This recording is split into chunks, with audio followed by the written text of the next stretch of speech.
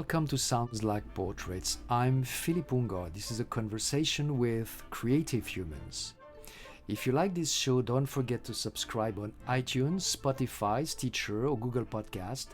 And remember to leave us your comment and rating. It really helps new listeners find us. Thank you. My guest this week is Peter Stein. Peter is an oyster farmer and owner of Peeko Oysters in Long Island, New York. Before the coronavirus crisis, he has supplied a lot of prestigious eateries in New York, including Le Bernardin, 11 Madison Park, and Gramercy Tavern. But as the restaurants have closed up due to the pandemic, Peter had to adapt or perish. He's driving now 300 miles a day to deliver his oysters door to door to individuals in New York. It's time to listen to him and his creative story of survival. Hello, Peter. Hi, Philippe. How are you? Peter, tell me where you are right now. I am right now in New Suffolk, New York, which is a town that many people have not heard of. It's a tiny little town out here on the North Fork of Long Island. Even people who say, oh, I know the North Fork, I know Greenport. Most people have never been to New Suffolk because it is kind of off the beaten path of the North Fork. And that's quite honestly part of its charm. So that's where I am right now. I am right near my dock, and my farm is out in the water as opposed to here on land. Can you describe the view around you? I mean, it's gorgeous. I am standing here looking out on Peconic Bay. I have beach in front of me. I have a dock in front of me. I have boats. On a weekday morning like it is today, it's mostly commercial boats going out. I just saw a dock builder's barge pass by me, as well as other oyster farmers. And, in the same way that your friends' cars or something like that, I know other fishermen's boats or other commercial boats on the water. That's kind of the view. It being somewhat early in the morning still. The sun is still kind of coming up towards the middle of the sky, which is a very pretty part of the day here in particular because of just the direction in which we're situated. The sunrise is gorgeous. So since the beginning of this pandemic, you've been terribly impacted by the closing of New York restaurants. How did you first react? Yeah, Philippe, my business was up until a little over 2 months ago, or almost 3 months ago, my business was entirely selling to restaurants. That was 100% of my business, or 99.5% of my business was selling directly to restaurants. I sell to some very prestigious eateries in New York City, as you mentioned. The week of, I think it was like March 6th or 7th, basically every restaurant called me and said, don't deliver. We're closing and we don't know when we're going to be reopening. Many of the restaurants that I have, I just have a standing order with them. And if, the quantity needs to be adjusted, they'll call me or text me or email me the week of and adjust the quantity of oysters that I'm delivering. But pretty much, I have a standing order with dozens of restaurants and they're all closed. So rewinding my kind of mental clock to middle of March, I have 0 customers. Which means 0 revenue. And I still have all the costs that I have in terms of running my farm. And not only that, but, the work still needs to be done. As one of the chefs that I work with said to me, he said, look, a huge difference that I think very few people realize and understand is that as a restaurant owner, yes, I'm suffering, but I turn off the lights, I shut down the doors, I get rid of my perishable food, whether I give that to staff or to a food bank, and I can shut my business down, right? You as a farm, I have hundreds of thousands, if not millions of living organisms out in the bay that, yeah, I might not be able to generate revenue right this minute, but those organisms still need our attention. Imagine having a garden that you depend on for your own sustenance. And you all of a sudden just stop taking care of that garden. The bugs are going to get it. It's going to be infested with weeds, so on and so forth. It's not going to produce the same kind of food that you need to produce.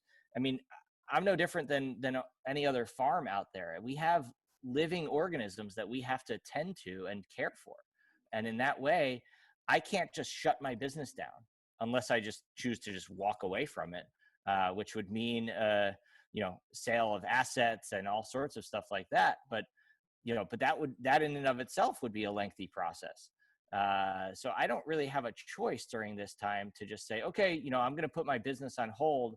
Yes, I'll deal with the expenses of rent and electricity bills and whatnot. But like in a very real sense, I have a living, breathing entity that I have to take care of. So what did you do? What you decided to do to cope with that situation? It took probably 2 to 3 weeks for just the magnitude of this to set in for me. It was, something like this happens, and I don't think, like, certainly I'll speak for myself.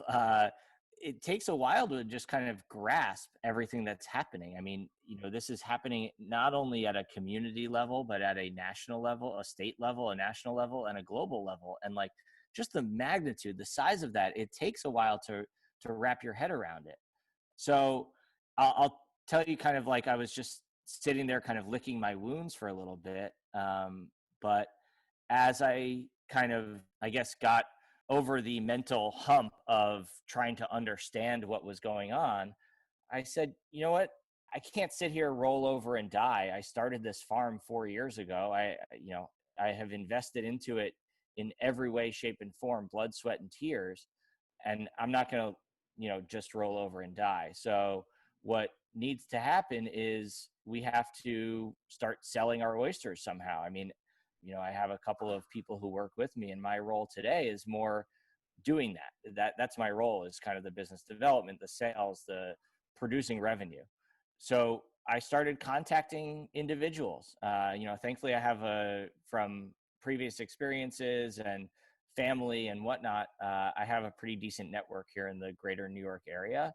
And I started asking favors. And I said, hey, do you want my oysters? And can you help me spread the word to your friends and your neighbors and your Facebook groups and your next door posts? And I don't know what size building you live in New York City. If my memory serves, when I delivered to you and your wife, you live in a relatively small building, but there are enormous buildings in New York City that have 500 to 1,000 apartments. That means 500 to 1,000 families live at one address. And I thought about that and I said, oh, I know some people who live in buildings of that size. And I asked them to send out emails to their building listservs, right? There's a building listserv that people can post things on. So similar to like posting a piece of furniture on Craigslist, you can post a piece of furniture on your building message board or listserv. So I asked some friends to post to their buildings. Those are examples of things that on a shoestring budget, right? Because I can't afford Facebook ads and AdWords and Instagram ads. I could experiment here and there, for $50 or $100, but like, I don't have a marketing budget. So I had to get scrappy and think about ways in which I could spread the word without incurring much or any cost. So I started asking favors of friends and family. Family I could lean on pretty heavily because they have no choice but to deal with me. Friends I just asked favors of, and thankfully they happily obliged. And then, Philippe, I started delivering to people like yourself who were just so enthusiastic about the service and the fact that they were now given the opportunity to enjoy a farm fresh product directly from the farm, harvested only maybe 24 or 36 hours prior. They started posting about it on different community message boards, which has helped to spread the word. It has caused its own problems for me, is, the word is spreading. I'm only one person and I'm trying to do most of this myself. The guys who work with me, they are responsible for the day-to-day operation and functioning of the farm. So all of the order processing, order fulfillment, payment processing, emails, text messages, Instagram DMs, et cetera, it all falls on my shoulders. So I've been swamped with that and trying to keep up with it. It has meant a lot of 12 to 18-hour days for me over the last month, but it's a matter of survival. And, I mean, this is what I think we have to go through as business owners, as people, when we're faced with, a either, sink or swim, to use kind of a very appropriate saying for our farm here. How many customers do you have right now in New York City? Largely between Brooklyn and Manhattan. There's some in Queens. There have been some inquiries from other boroughs. So I have well into the hundreds, if not maybe crossing over to 1,000, over 1,000 customers. Those range from individual orders that have been a one-time order to repeat customers who have ordered 3, 4, 5 times. I'm only one person with one truck. The challenge has really been to kind of concentrate the demand. I mean, you have to remember that, I am currently distributing fewer oysters on a weekly basis than I was before, to 10 times the number of customers that I had before. Imagine that before I was distributing 10,000 oysters a week to 50 customers. I'm now distributing 5,000 oysters a week to 500 customers, right? I mean, just kind of, wrap your head around that for a second and think about the amount of customer service that is required for 500 customers versus 50 for half of the volume of product going out the door. But I've tried to add a little bit of fun to this. And, I think oysters are a fun food. Oysters are, I can't think of somebody who eats oysters as a punishment. So it's a delicious food. It's something that people celebrate, whether they're eating it with their spouse or by themselves or among a small group of people, as we are starting to be allowed to kind of socialize with each other again in small groups. It's a fun food, and I'm trying to have a little bit of fun with it. I mean, it's a lot of hard work, and not going to lie, I've had some long nights and some, frustrations and self-doubt over the last month or two, but it's certainly something that I'm trying to also bring a little bit of levity and joy to as well. Do you have conversations with your customers when delivering your oysters to them? Occasionally, yes. I mean, some people are, thank you for the oysters and I'm on my way. Like you and your wife came out to greet me on the street. I could, even though you had masks on, I could tell that you were smiling. And we had we had a nice little, albeit a 2-minute conversation, but it was a nice little exchange. I'd say I have a decent number of those types of conversations. I have to try to keep them short, but because in order to cover 40 to 60 stops in a day, if I add 2 minutes to each stop, I'm adding 2 hours to my day. So I have to try to keep it short and quick. So that's why I have started to try to get really good about the real-time delivery, so that where I'm located. I am sending text messages as I'm approaching your stop, such that people can know where I am, and hopefully I can create a bit of efficiency in terms of getting people to come out to the street to meet me and be able to save a little bit of time that way. And it works. Let's talk about the oysters. What kind of oysters do you deliver? Sure. So I grow and bring to market oysters that I call Peeko Oysters.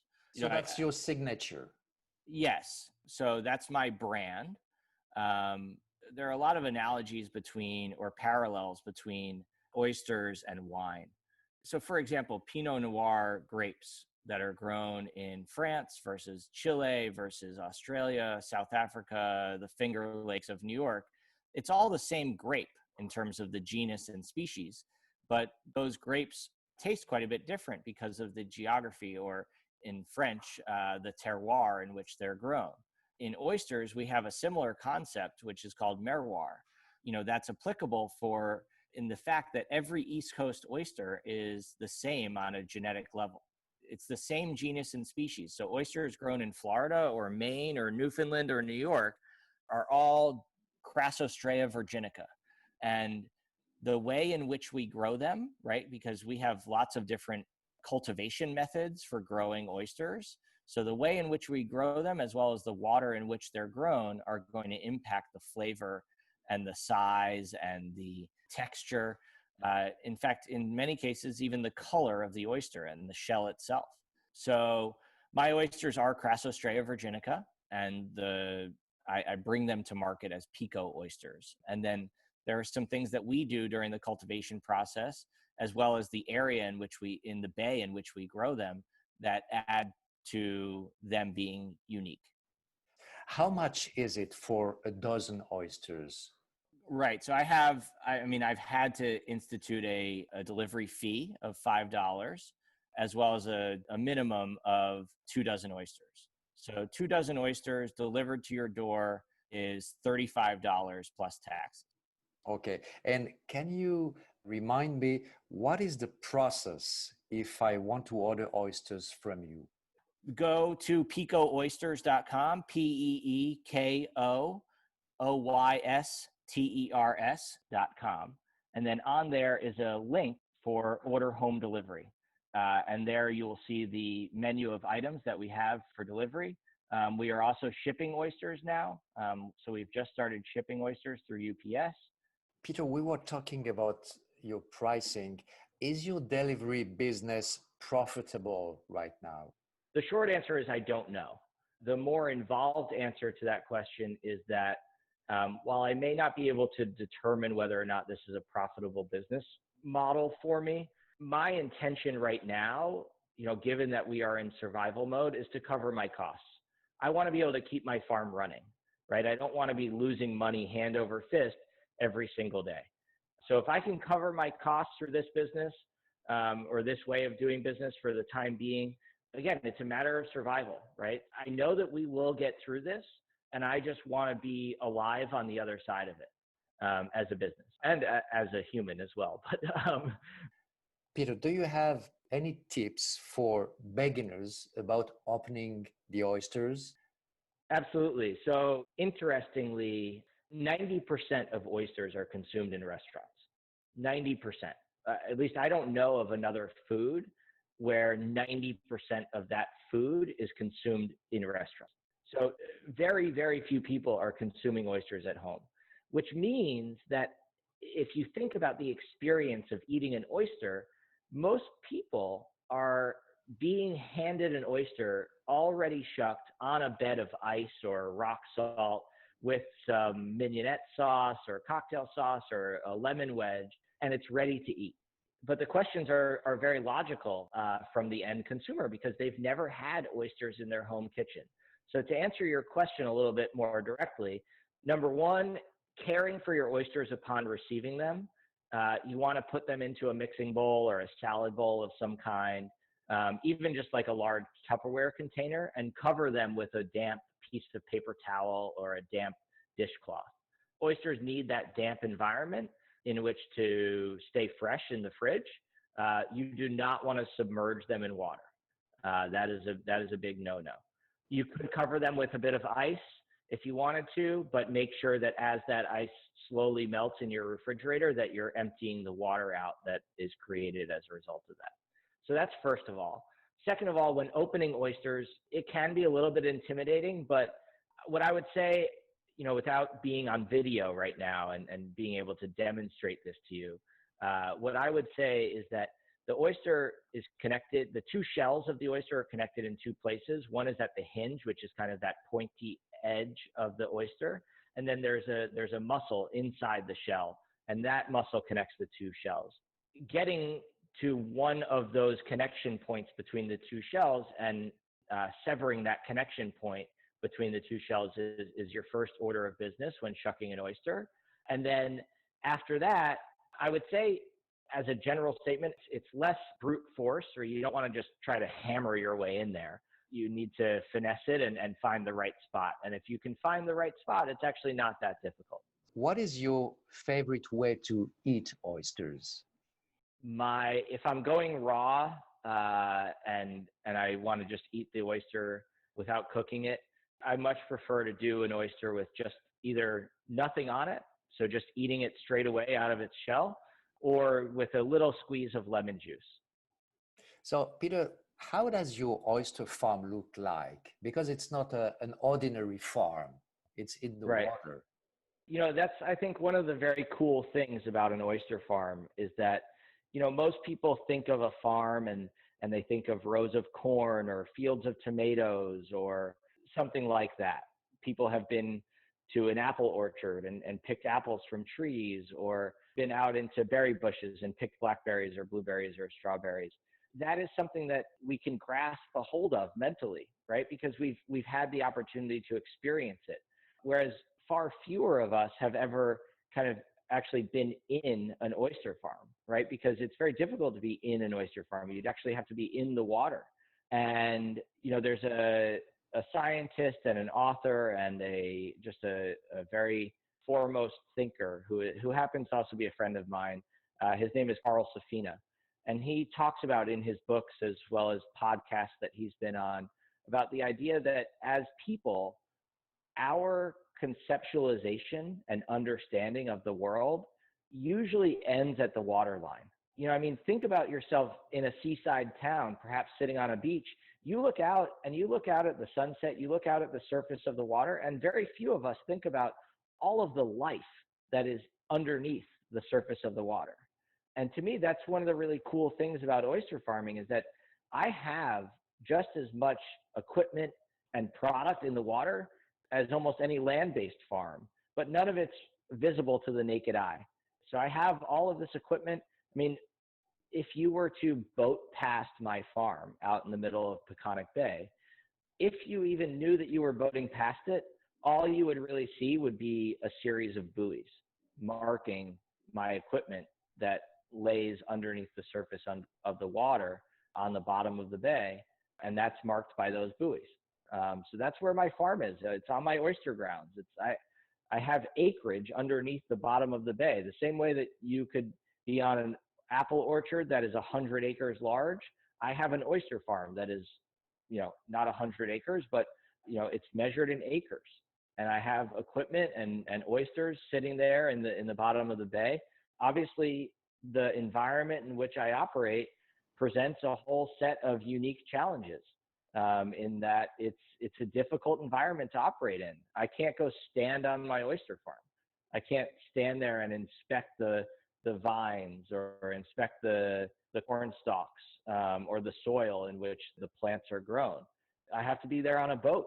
So it's a difficult environment to be in, but I think that also kind of adds to the fascination of an oyster farm and adds to the unique aspects of it. It's kind of an invisible farm in a way. In a way, yeah. Invisible, mysterious, but also I think very cool, especially once when we're not in a coronavirus world. I offer farm tours, and I try to, both by being out on the water as well as on land and demonstrating some of the equipment that we use in farming oysters, I try to make it come to life for individuals and give you a tangible sense as to what the oyster farm looks like. How did you come to oyster farming? My family has always been encouraging of me to follow passions. And when you follow a passion, then, it never really seems like work. Not to say that there aren't some bad days on the farm. There are. It's not all the Instagrammable moments. But, I was a business management consultant for Accenture. I worked in educational software, doing business development and sales for educational software companies, selling educational software products to school districts. And I got laid off from a job, and I've always had a love for the water. I grew up and have spent as much of my adult life around the water as possible, whether that be taking opportunities to scuba dive or go sailing or fishing or sitting at the beach and jumping in the ocean. I love being around near the water. So I got laid off. It was a bit of a difficult situation personally to be dealing with, but with some parallel mental approaches to this. I was a couple of months ago, I was thinking, hey, my oyster business is coming to an end. And I certainly was disappointed in myself and was unhappy with being laid off, but I took it as as that started to set in and I started to kind of say, all right, I'm going to come out the other side of this stronger, I started to look at other careers and other opportunities that I might be able to put myself into. And given that mental approach, as well as the love of the water that I've had for a long, long time, I started to look at aquaculture. I started to look at the production of food. And oyster farming was something that was pretty readily available, and something that having many ties to the community out here on the North Fork of Long Island, I started asking people about oyster farming and asking current oyster farmers about their businesses, and asking them to share as much as they were comfortable sharing, and volunteering myself to go work on their farms. That was kind of a professional journey of sorts. And I wound up with an oyster farm of my own over the course of about a year's long journey. I wound up with my own oyster farm. It took me about another year to get oysters to market. And now I've been pretty consistently delivering oysters since the fall of 2017. Are you interested in the local sustainable food movement? Is that something you're interested in? Absolutely. I mean, I try to steer clear of the buzzwords du jour, the local sustainable food movement. I just think about the fact, how do we feed ourselves and do so in a wholesome way? I approach it from a very macro level. One of the attractions to me of oyster farming is the net benefit that we provide as an oyster farm to the environment. And I mean, scientists could give you a much more scientific explanation of this, but the net benefit that we provide as an oyster farm to the environment is enormous, in terms of the nitrogen that is sequestered, in terms of the filtration that is completed by the oysters in the water system, the estuary benefits. I mean, when we haul cages up off of the bay bottom, it is without exception that we find crabs and eels and all sorts of baby sea life in our cages and around our cages. So not only are the oysters themselves providing a benefit to the estuary and to the bay, but the equipment that we use actually serves as an artificial reef system to provide sanctuary for juvenile fish. I can't force everybody to enjoy oysters. I understand that it's not a food that everybody is going to enjoy, but I think we should all be fans of oysters to the extent that they are providing an enormous benefit to our environments, to our bays, to our waterways. How fast do oysters grow in the water? How long does it take? Most oysters that people consume in a restaurant or in the home are usually about a minimum of 2 years old. And especially if you're eating a larger oyster, that oyster may be even older than 2 years. So as an oyster farmer, I get little baby oysters that I then grow out to market size. And we not only have that challenge of growing it from, little baby size to market size and just cultivating a little organism from, juvenile to adult. But because we're sitting on that inventory, I mean, I have oysters in the water that I won't be selling until 2021. So with that in mind, it's a long growing cycle. It poses a whole set of challenges. Peter, did you learn something essential for you from your oyster farming? Well, first of all, it's very difficult to pinpoint and articulate everything that I have learned. But in terms of providing somewhat of an immediate reaction or an immediate response to your question, I think self-reliance is something that I have really had a very tangible lesson in over the last few years. It all has to do with, wanting something, wanting to achieve something and pursuing that goal.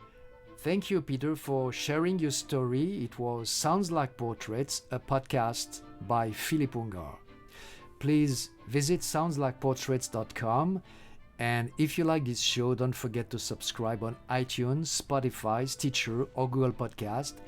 And remember to leave us your comment and rating. It really helps new listeners find us. Thank you. Music Charmeuse de Serpent, composed and conducted by Olivier Glisson. See you soon for the next episode.